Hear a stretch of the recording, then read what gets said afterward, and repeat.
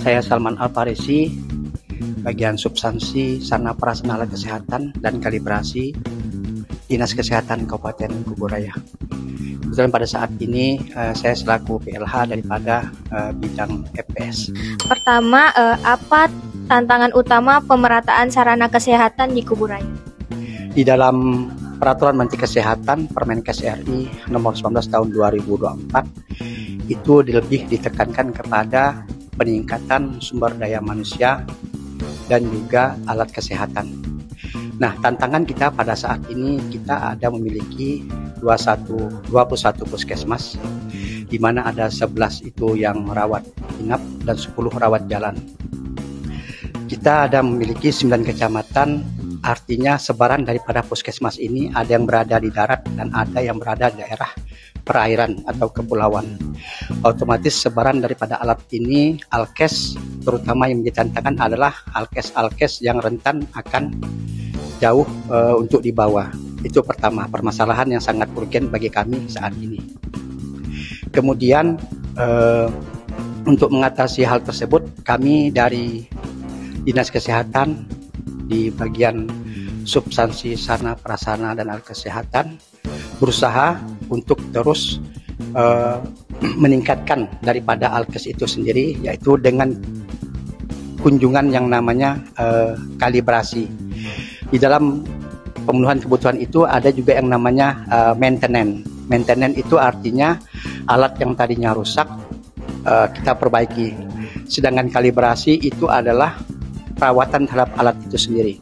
Alat itu masih siap pakai, namun akurasinya, validasi alat itu harus terus ditingkatkan untuk bisa dipergunakan oleh Bapak dan Ibu rekan-rekan yang ada di puskesmas, terutama oleh para bidan. Alat para bidan ini kan ada yang namanya alat USG untuk terhadap ibu hamil. Mungkin itu. Bagaimana memastikan alat kesehatan di puskesmas selalu layak dipakai? Ya, untuk di tahun 2025 kemarin kita ada melakukan pemeriksaan daripada alkes itu sendiri yang namanya kalibrasi. Mungkin juga untuk di tahun 2026 ini kita akan usahakan maksimal. Kendala kita pertama itu kaitan dengan pembiayaan, karena tidak semua itu biaya bisa dilakukan oleh daerah. Kami berharap kepada Kementerian Kesehatan kita, karena alkes ini sangat penting bagi masyarakat ya. Jadi kami usahakan untuk di tahun 2025 kemarin tidak bisa termenuhi, tidak bisa terakomodir secara 100%, hanya bisa dilakukan pada 10 puskesmas. Mungkin mudah-mudahan tahun 2026 ini bisa terpenuhi semuanya. Artinya tergantung daripada keuangan yang dari Kementerian Kesehatan, juga asupan dana dari APBD pemerintah Kabupaten Kuburaya. Mudah-mudahan kami berharap di tahun 2026 ini semuanya bisa terakomodir, bisa terrealisasi. Apakah kalibrasi alat kesehatan sudah rutin dilakukan? Baik, terima kasih. Untuk kalibrasi alat kesehatan seperti yang saya sampaikan tadi, bahwasanya ini memang merupakan suatu kewajiban. Apalagi saya ulang di dalam Permenkes nomor 19 tahun 2024 itu kita bicara tentang pemenuhan SDM dan juga alat kesehatan itu sendiri. Insya Allah untuk di tahun 2026 ini kita usahakan untuk terus bisa terakomodir, karena kalibrasi itu hukumnya wajib. Nah, menurut Bapak nih, fasilitas kesehatan apa sih Pak yang paling dibutuhkan di desa-desa? Kita bicara tentang sarana dan prasarana alat kesehatan, ya kan? Berarti kaitan dengan sarana prasarana itu sendiri untuk yang di kesehatan, selain terpenuhinya adanya bangunan pustu itu sendiri, sekarang kan sudah terintegrasi namanya pustu ILP, integrasi layanan primer. Memang di pustu itu harus ada namanya bidan dan perawat.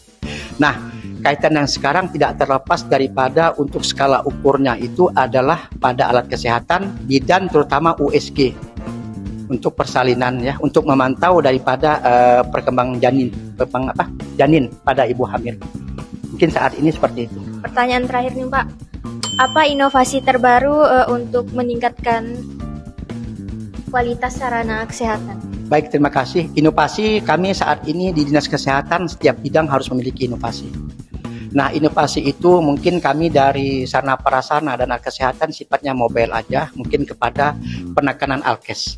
Artinya peningkatan sumber daya manusia khusus untuk tenaga kesehatan yang berada di desa dan juga peralatan kesehatan itu sendiri. Untuk menutup wawancara singkat kita hari ini, mungkin ada pesan yang mau Bapak sampaikan kepada masyarakat atau bagian puskesmas di daerah Kuburaya? Harapan kami yang jelas sesuai dengan pesan dari Bapak Bupati ya, bahwasanya layani dulu masyarakat untuk administrasi itu nomor 2. Kemudian yang selanjutnya adalah peningkatan sumber daya manusia serta alat kesehatan.